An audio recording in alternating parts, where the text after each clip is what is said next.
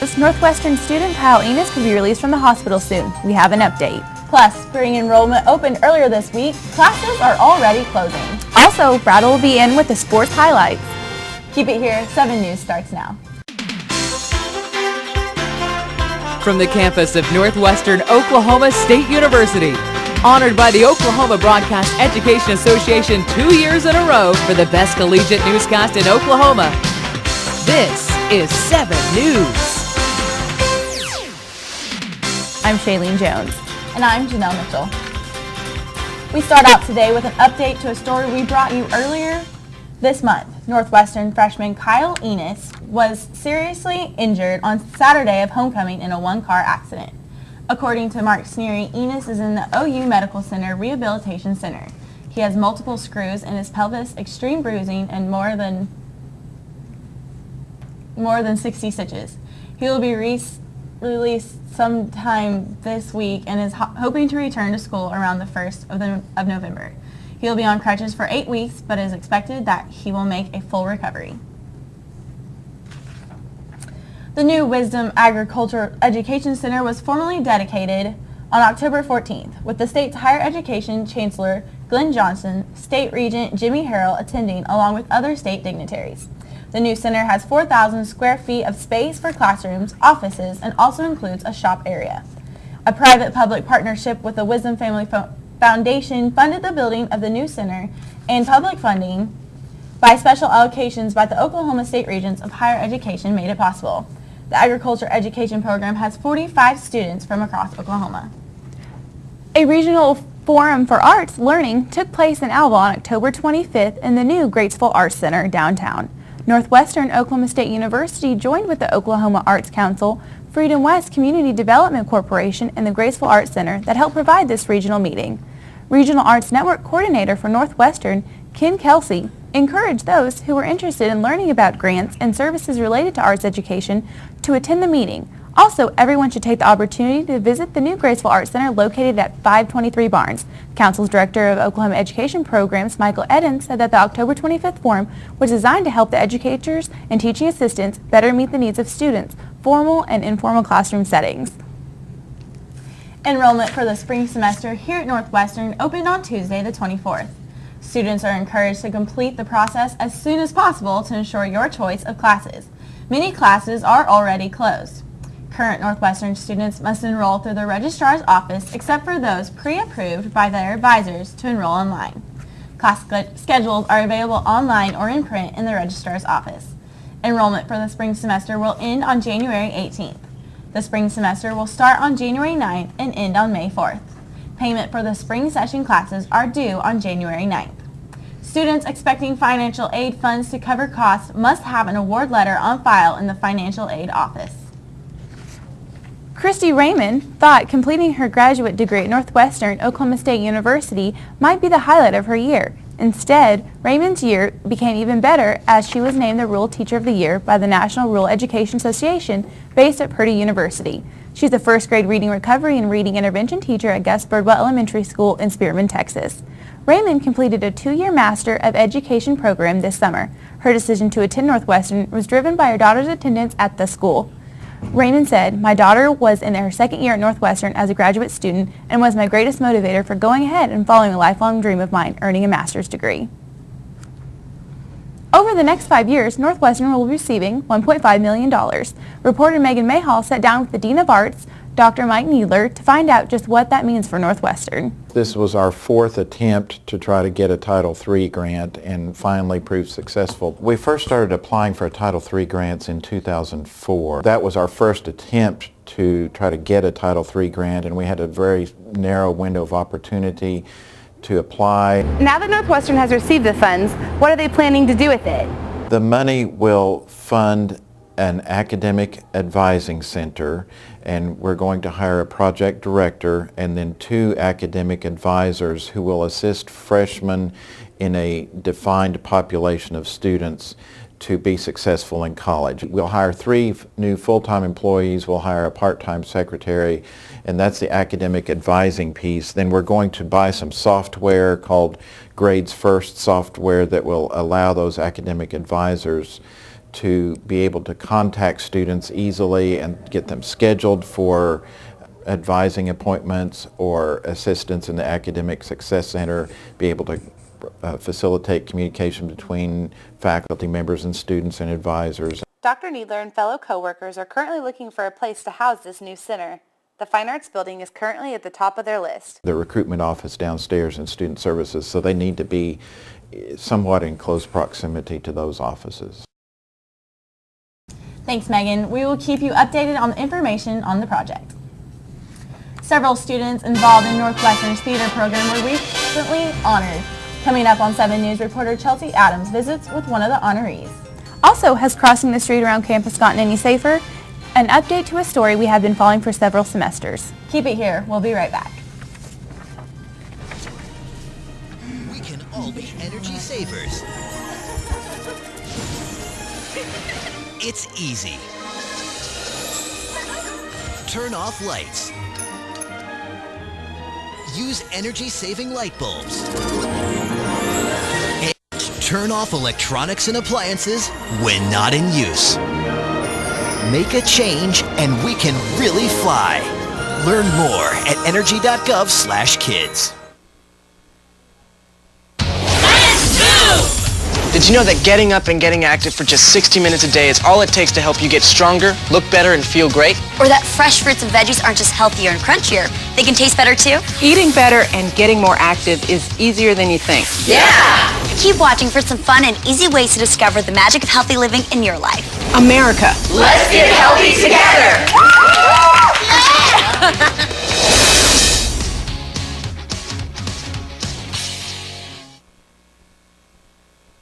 In the fast-paced world we live in, you deserve to get your news when and how you want it. Any way you want it, that's the way you need it. Any way you want it. 7 News, the Northwestern News, and RangerPulse.com. Bringing you the news any way you want it.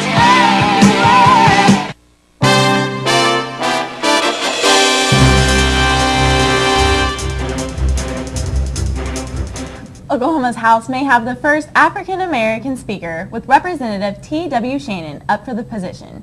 Representative Shannon is to be Speaker designate. The vote will open the door for him to become the first African-American House Speaker in Oklahoma history. The Republicans picked Shannon over Representative Hickman and Reynolds during a closed-door meeting last Monday at the state capitol.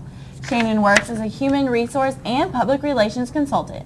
He must still be elected by the Republicans caucus after the 2012 elections. It is said that the vote is considered just a formality. The Alpha Sigma Alpha sorority helped collect donations for cancer research on October 8th at Sonic by Hopping for Hope. The girls helped deliver orders while accepting tips to be sent to Relay for Life Foundation in name of Cynthia Wisdom, who passed away in 2010 due to cancer. Their advisor, Candy Algram, along with their friends and family, went to Dallas, Texas to participate in the Relay for Life walk this past Sunday. With help from the Alpha Sigma sorority, Algram's team was able to raise over $6,000 towards cancer research. Several Northwestern theater students are in the running for the Irene Ryan Award. News 7 reporter Chelsea Adams has a nominee in the studio with the details to explain why this is such an honor. Chelsea? Thanks, guys. In the studio today, we have Becky Burke. She's obviously a familiar face here for News 7, but she's also a part of the theater department here in Northwestern, and she's actually a nominee for the Irene Ryan nomination, correct? Yes. Tell us a little bit about what that is. Okay, the Irene Ryan Award is a scholarship award, and what happens is when a university in our region, in our KC-ACTF region, which we are Region 6, we put on a production every fall, and it goes into the I guess you could say competition for the KC-ACTF.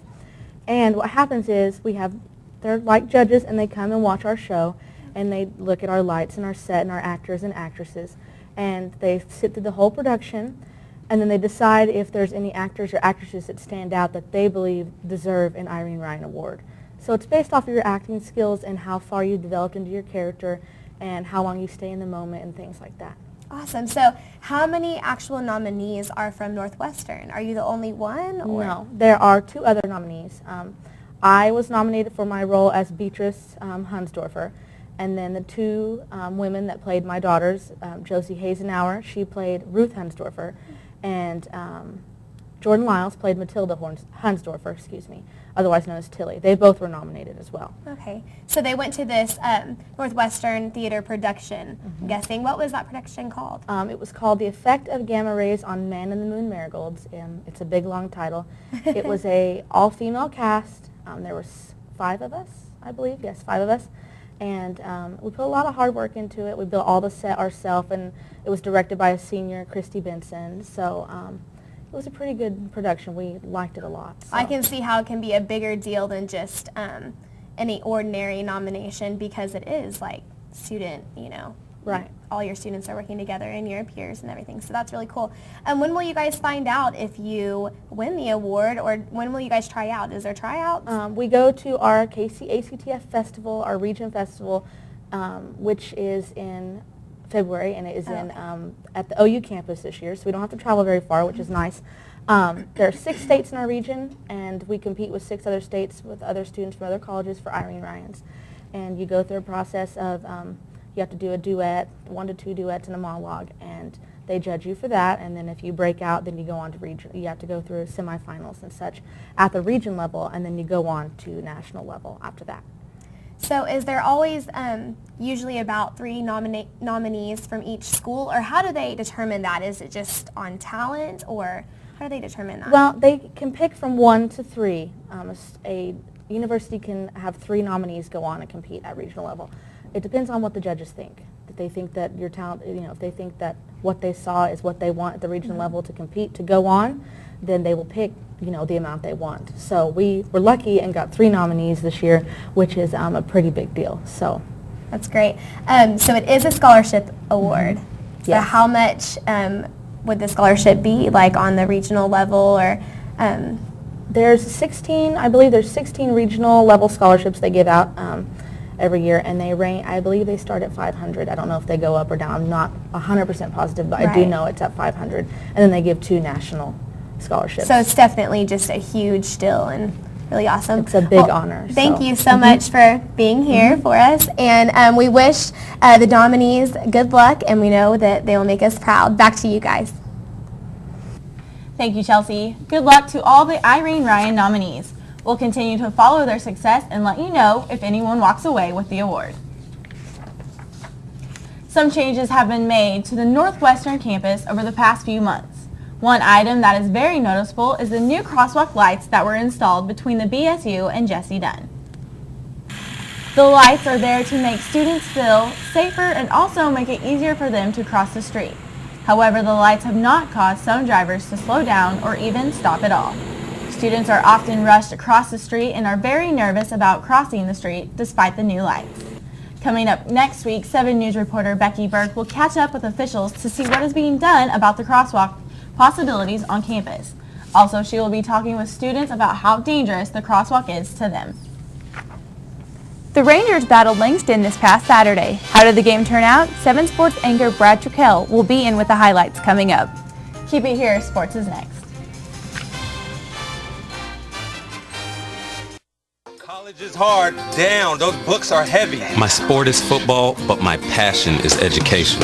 Right up here. So every year I take promising high schoolers on a college tour Lights there, darks there. to show them that higher education means a brighter future. My name is Nnamdi Asamoah. I don't just wear the shirt, I live it. Find out how you can live United for Education.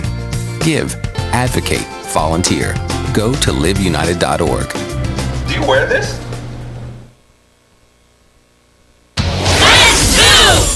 Did you know that getting up and getting active for just 60 minutes a day is all it takes to help you get stronger, look better, and feel great? Or that fresh fruits and veggies aren't just healthier and crunchier, they can taste better too? Eating better and getting more active is easier than you think. Yeah! Keep watching for some fun and easy ways to discover the magic of healthy living in your life.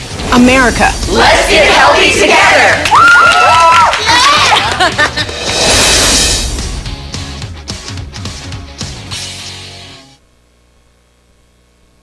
In the fast-paced world we live in, you deserve to get your news when and how you want it. Any way you want it, that's the way you need it. Any way you want it. 7 News, the Northwestern News, and RangerPulse.com. Bringing you the news any way you want it.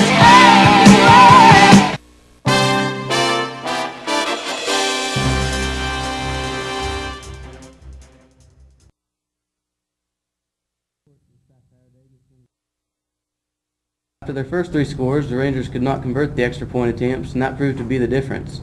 The Rangers fell behind 28-12 at halftime, but stormed back in the second half, outscoring Langston 27-14, but it was not enough, as Langston was on the top as the final whistle blew.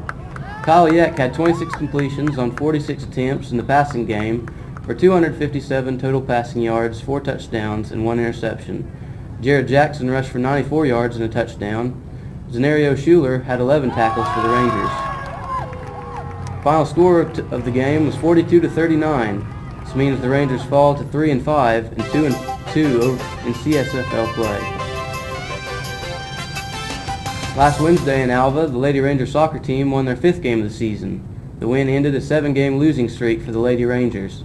The Rangers took on St. Gregory's University, but both teams battled a north wind throughout the game that factored into the amount of shots at the goal for each team.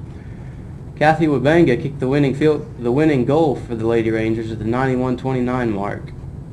The Lady Rangers came out on top 2-1 in overtime. Then, on Friday, the Lady Rangers took on Oklahoma Baptist University in Shawnee and fell 5-0. Their record now stands at 5-10 and 1-7 against SAC competition. On Saturday, the men's and women's cross-country teams competed at the Mid-States Classic in Winfield, Kansas. The men's team finished 19th out of 21 in the 8K run with an average time of 30 minutes and 17 seconds. Their fastest runner was sophomore Luis Pena, who finished 122nd out of the 209 competitors with a time of 28 minutes and 49 seconds. The women's team finished 19th out of 20 in the women's 5K run with an average time of 22 minutes and 59 seconds. The fastest runner for the Lady Rangers was freshman Paige Little, who finished in 21 minutes and 40 seconds. She finished 103rd out of 171 competitors. That's it for sports this week. Keep it here. We'll be back with a look at upcoming events when 7 News returns. Anyone else?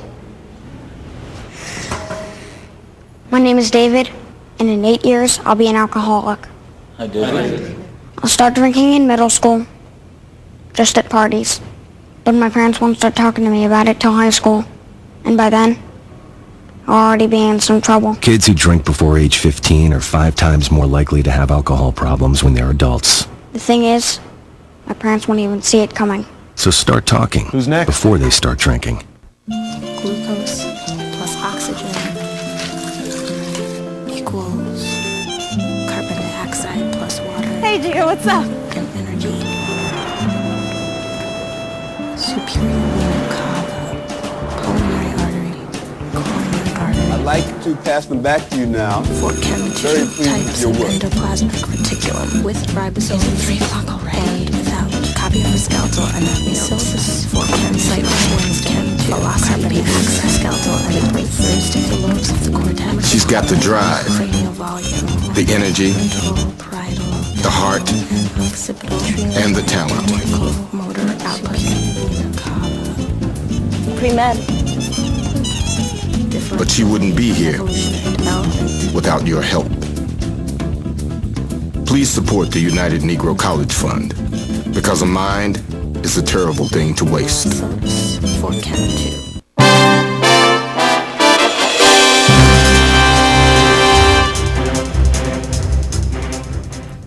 Taking a quick look at some of the events taking place on campus, the Heartland Best Game Day is this Thursday in Pearsall House from 8 until 5. Also, the Northwest Oklahoma Concert Series continues this Thursday with Ron Radford performing. The show starts at 7:30 in Harriet Hall. And Family Day will take place this Saturday on Northwestern's campus, ending with the game on Saturday afternoon. Brad, who do we play? We play Southwestern Assemblies of God. It's Family Day. So are you guys going to go check out the game during Family Day? Your parents coming? Probably. Planning on it. Yep, my parents are coming. I'm really Have some good home cooked food and hang out with my family. Is there anything else in sports this week? Nothing more now. Basketball's coming up, starts November 1st. That's what I know. Okay. All right. Well, that is going to do it for us today. Remember, we are always online at rangerpulse.com. Thanks for joining us. We'll see you again next week.